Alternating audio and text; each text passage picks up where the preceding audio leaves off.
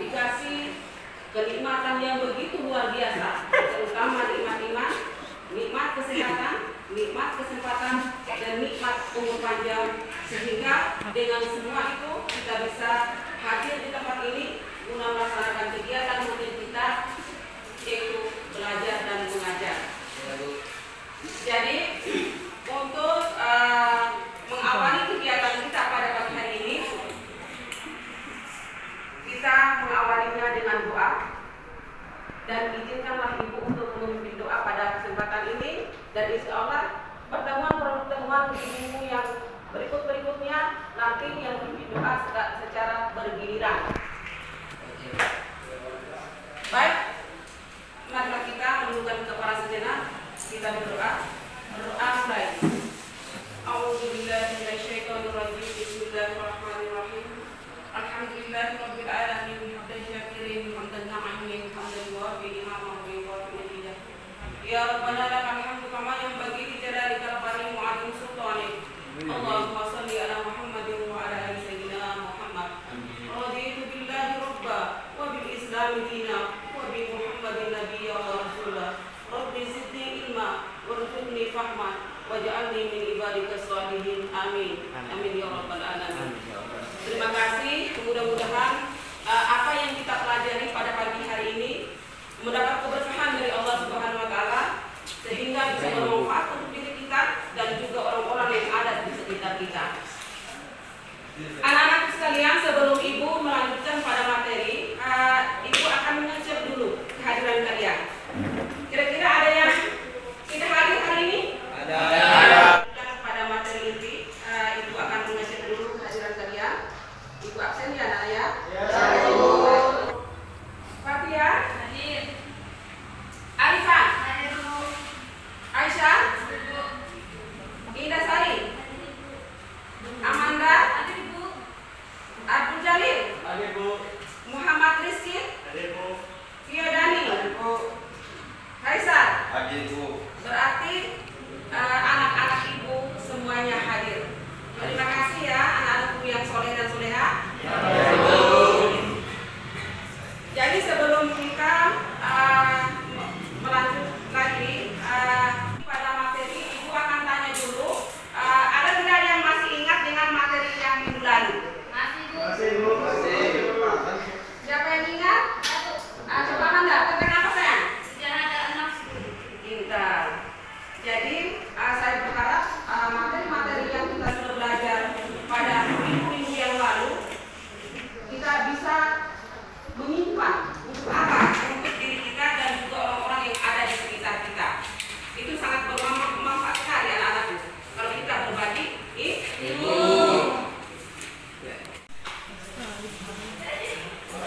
Pada pertemuan kali ini kita akan membahas tentang materi menjaga martabat manusia dari pergaulan bebas dan zina.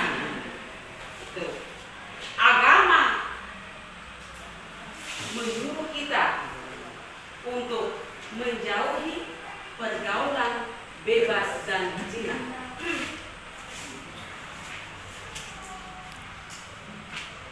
Ada yang tahu apa itu pergaulan bebas?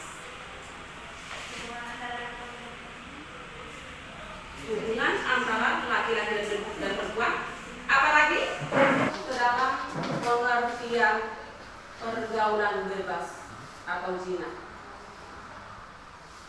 Pergaulan bebas adalah pergaulan antara laki-laki dan perempuan yang bukan muhrim, yang tidak ada batasnya, tidak ada aturan agamanya.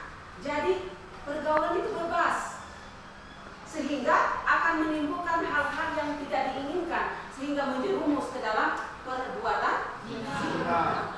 Contohnya apa? Pergaulan bebas, berpacaran. Nonton apa? Nonton film yang tidak baik sehingga menimbulkan hawa nafsu.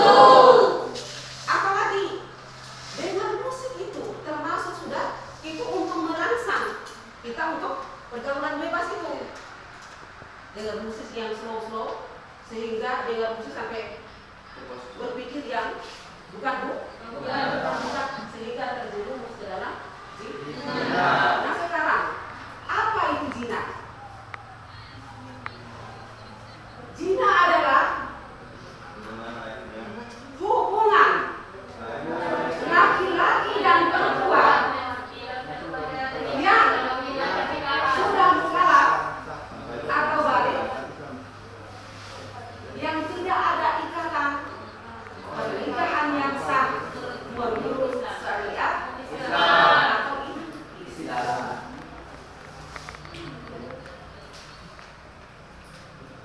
Sampai di sini ada pertanyaan? Sudah paham semua? Ya.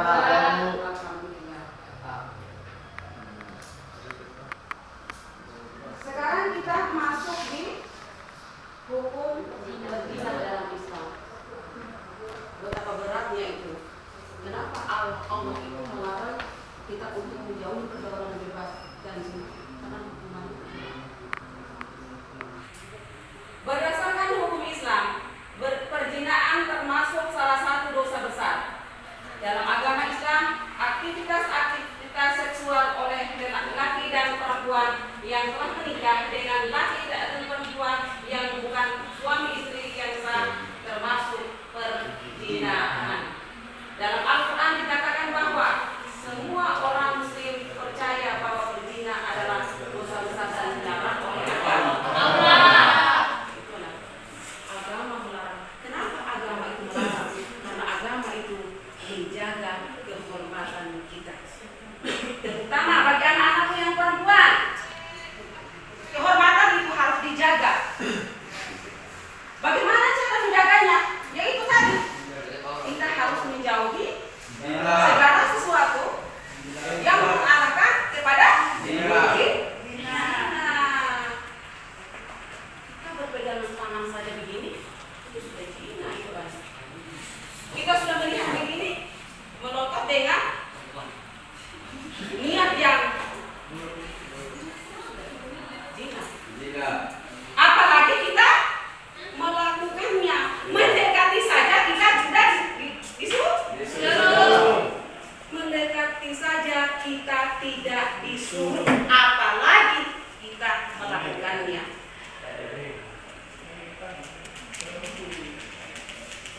Masuk di bagian D, yaitu hukuman bagi pezina. Dalam hukum Islam, zina dikategorikan perbuatan kriminal atau tindak pidana. Oleh sebab itu, orang yang melakukan dikenakan sanksi atau hukuman sesuai dengan syariat Islam. Hukuman pelaku zina ada dua, yaitu sebagai berikut. Yang pertama, dera atau pukulan sebanyak 100 kali. Ada yang mau pukulan 100 kali atau dera 100 kali? Oleh karena itu, kita harus menjauhi pergaulan bebas atau zina.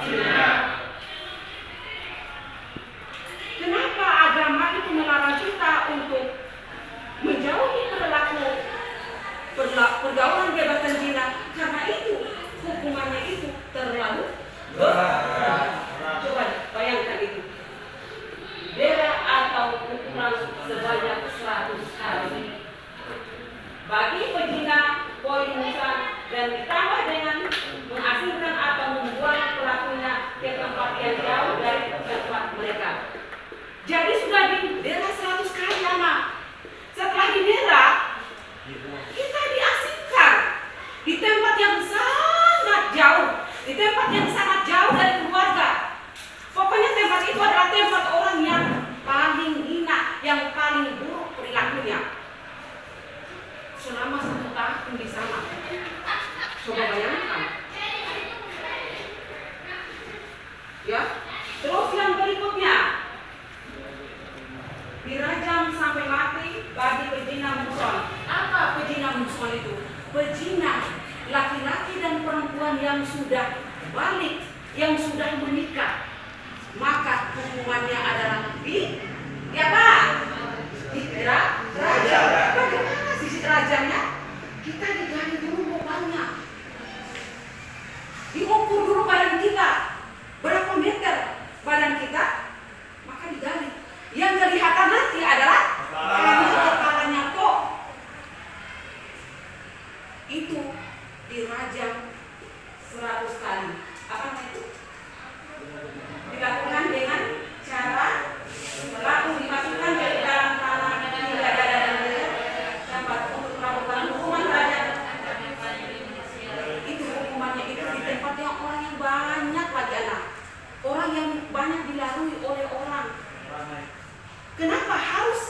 tempat yang ramai, supaya orang lain itu akan bisa mengambil suatu pelajaran.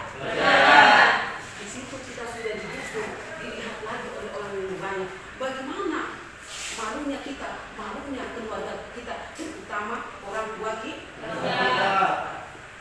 Anak-anak sekalian, sangat berharap materi ini kalian harus paham betul-betul. Karena apa? Yang terjadi di zaman sekarang ini, yang kita bisa lihat lewat internet, lewat TV dan lain sebagainya, banyak anak-anak yang di bawah umur itu bahkan kelas 1 SD, SMP, SMA, banyak yang melakukan pergaulan bebas, bahkan sudah berzina. Untuk itu, untuk anak-anakku yang ada di sini, ibu sangat berharap dimengerti, dipahami materi ini, sehingga kita bisa terjaga dari hal-hal yang tidak diinginkan tadi, ya. Dan ilmu yang kita dapat hari ini bisa bermanfaat untuk terutama untuk diri kita, dan kita berbagi kepada orang-orang yang ada di sekitar kita, supaya orang-orang tidak melakukan hal yang sama seperti yang dicontohkan tadi. Baik, yang berikutnya dampak negatif perzinahan. Mengapa zina dilarang agama? Islam melarang perbuatan zina karena dampak negatifnya yang sangat besar, akibat buruk yang ditimbulkan akibat perzinahan antara lain. Pertama, menghancurkan masa depan anak. Anak hasil zina yang nantinya, kalau mereka tahu apa yang dilakukan oleh orang tuanya, mungkin mereka dengar dari teman-temannya, orang tua di sekelilingnya, maka anak itu pertama merasa malu, merasa hina, merasa kotor. Padahal sebenarnya setiap manusia yang baru lahir itu adalah fitnah atau suci. Tetapi karena tadi itu, karena dengar omongan dari orang di sekitarnya, maka anak itu menjadi gila. Terus yang kedua, anak itu nanti nasabnya itu, dia tidak akan bisa mendapat harta dari bapaknya. Walaupun bapaknya itu orang kaya, banyak hartanya, banyak mobilnya, karena itu kan dia tidak bisa untuk mendapatkan harta dari bapaknya, karena dia dilahirkan dalam keadaan orang tuanya hamil sebelum nikah. Yang kedua, merusak keturunan yang sah bila perzinahan menghasilkan seorang anak atau lebih. Keturunan yang sah menurut Islam adalah anak yang dilahirkan dari pernikahan yang sah. Bila hubungan gelap itu dilakukan dengan dua atau lebih laki-laki, maka akan jadi percuma kita punya orang tua punya harta, tapi kita tidak bisa dapat. Dan apa? Kita dilahirkan dalam keadaan. Yang ketiga, mendorong perbuatan dosa-dosa yang lain. Seperti apa? Kalau sudah hamil, ya, banyak yang terjadi anak-anak sekalian. Ada laki-laki yang tidak bertanggung jawab. Terus apa yang dia lakukan? Dia menyuruh itu perempuan yang dia zinahi itu untuk menggugurkan kandungan, untuk kasih mati anak yang dalam kandungan. Itu adalah laki-laki yang tidak bertanggung jawab. Bahkan apa? Tidak jarang sekarang ini laki-laki setelah dibikin hamil perempuan, maka dia tidak segan-segan membunuh perempuan tersebut. Untuk apa? Untuk menghilangkan kejahatan. Untuk itu, saya punya anak-anak perempuan yang terutama, jaga kehormatan, jaga kemuliaan, karena agama sangat menjunjung tinggi kita sebagai perempuan, sangat dihormati oleh agama, maka kita harus menjaga diri. Kalau ada laki-laki yang Terus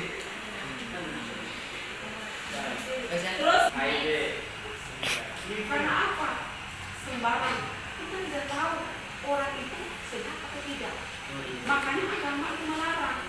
Banyak orang-orang itu yang melakukan hubungan pergaulan bebas atau zina itu yang mendapat penyakit AIDS. Itu ada obatnya, anak.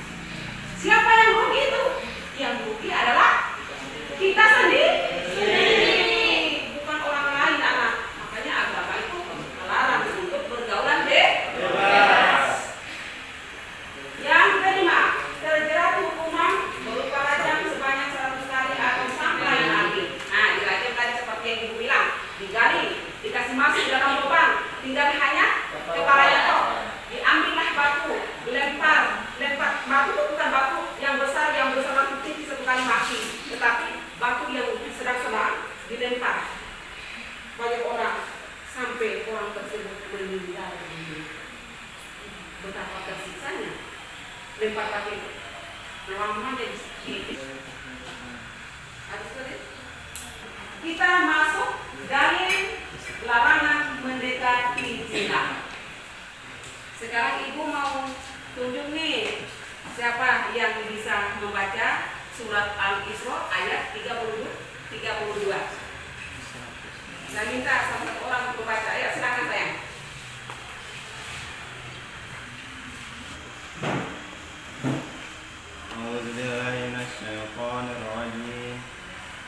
Bismillahirrahmanirrahim. Wala taqrabuz zina innahu kana fahishatan wa sa'a sabila. Terima kasih. Luar biasa.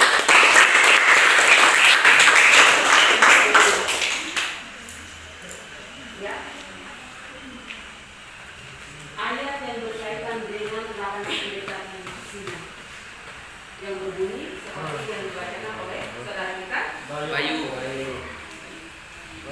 A'udzu billahi minasy syaithanir rajim. Bismillahirrahmanirrahim. Wa la taqrabuz zina innahu kana fahishatan wa sa'a sabila. Yang artinya, dan janganlah kamu mendekati zina. Zina itu sungguh suatu perbuatan keji dan suatu jalan yang paling buruk. Janganlah kamu mendekati zina. Ini adalah pesan Allah Subhanahu wa Ta'ala dalam firman-Nya, "Wala taqrabuz zina innahu kana fahisha wa sa'a sabila." Dan janganlah kamu mendekati zina. Zina itu sungguh suatu perbuatan keji dan suatu jalan yang paling buruk.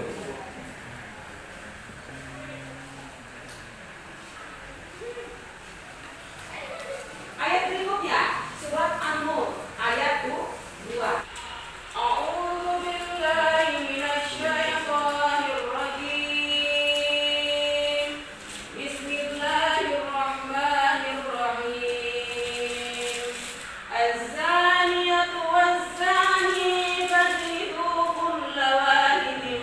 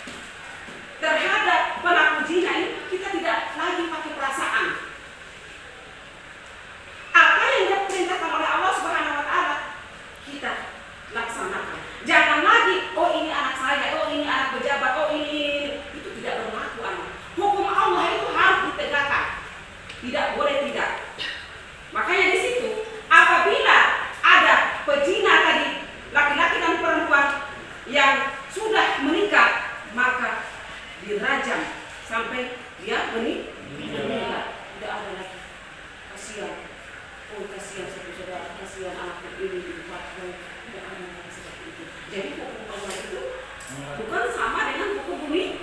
Iya. Kalau hukum bumi siapa yang kenal orang, siapa yang tinggi derajatnya, maka hukuman itu bisa diselamatkan. Tetapi kalau hukuman Allah, setinggi apapun kamu punya derajat, setinggi apapun kamu jadi pejabat, itu tetap berlaku di mata Allah itu. Tidak ada bedanya hukuman itu. Mau yang miskin, yang kaya, yang tinggi, yang rendah, yang hitam, yang putih, kalau sudah melakukan itu, hukuman Allah itu sama. Ada yang masih mau bertanya? Sudah paham semua anak-anak? Sudah. Alhamdulillah. Kalau begitu, Ibu akan memberikan tugas seperti yang Ibu sudah bagikan di masing-masing kalian. Sebenarnya dikerjakan sekarang. Di buku kerja tugas itu. Nanti kalau Ibu sudah menyiapkan.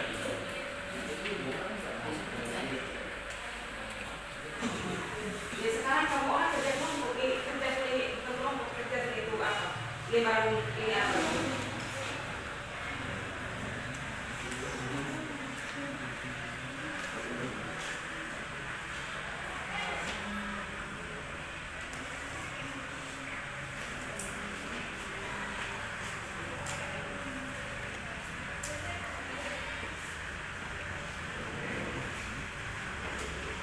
Oke, kita coba satu-satu, dan pegang olahraga kan gitu.